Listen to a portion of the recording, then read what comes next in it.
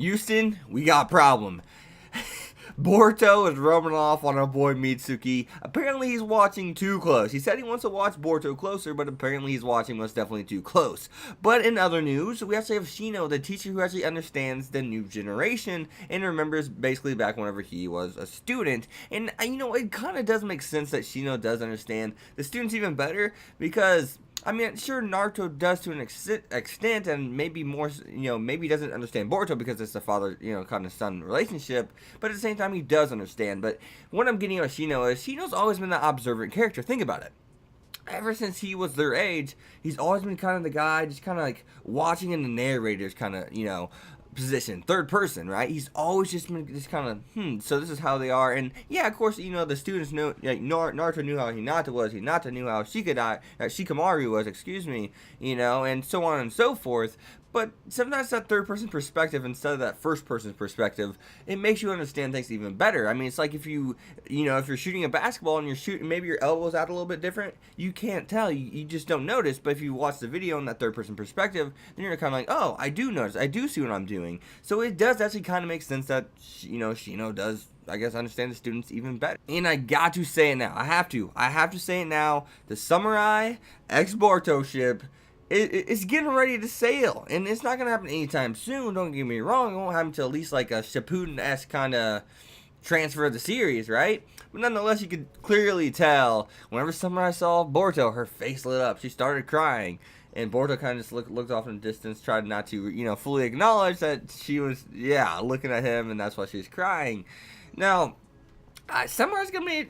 I think Summer's gonna grow up to be a beautiful woman, just like every other, anime character.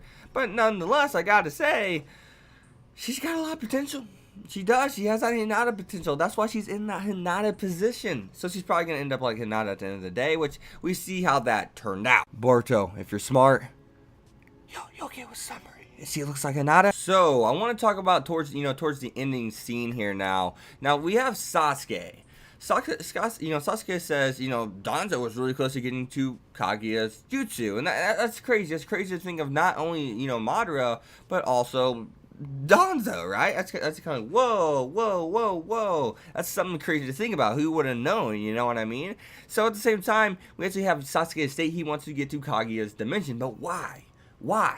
And before I really dive into that, because we're going to hop into that next, that discussion next, as this one topic, I want to know why Naruto's sorry, and why is Sasuke sorry for, hell, I can't remember pink-haired girl's name. Holy shit, it's been so long. I'm just kidding. It's Sakura. I knew that. But nonetheless, why, is he sorry? Why is Naruto sorry? What did Naruto do? What role did he have to play in any of this? That's an interesting kind of topic right there in and of itself.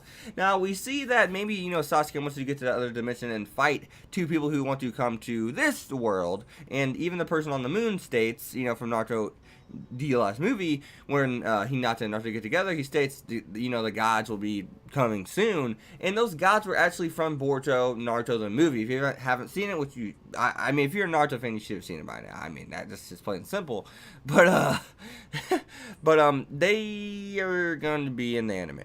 And that's kind of sad for people who've seen Boruto Naruto the movie, which is at least probably 95% of the Naruto fan base, and or 95% of the people who are now watching Boruto, because it's like, shit. Now we have to basically go through reruns.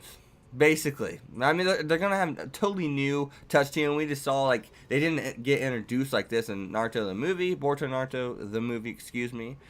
And, yeah, I mean, I guess there's going to actually be new, content there, but yet it's still going to be the same story, same end goal. Unless we get them to say, go watch the movie, douchebags, and yeah. But hey, if they treat us like that, that ain't cool.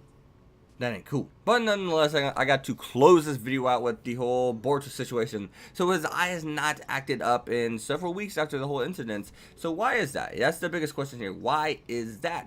Now, it does raise a question, because was New connected to the Otsukis? I don't know. They're talking about New, and then Sasuke looked at that paper and said all this stuff about he's this close to getting to, Kaguya's world. So maybe there is actually that connection there. I guess we could draw that line, right? Given it's nothing but a hypothesis and or an educated guess.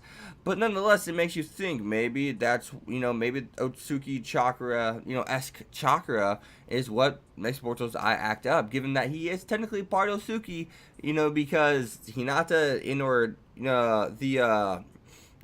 her family is descendants from the Otsukis.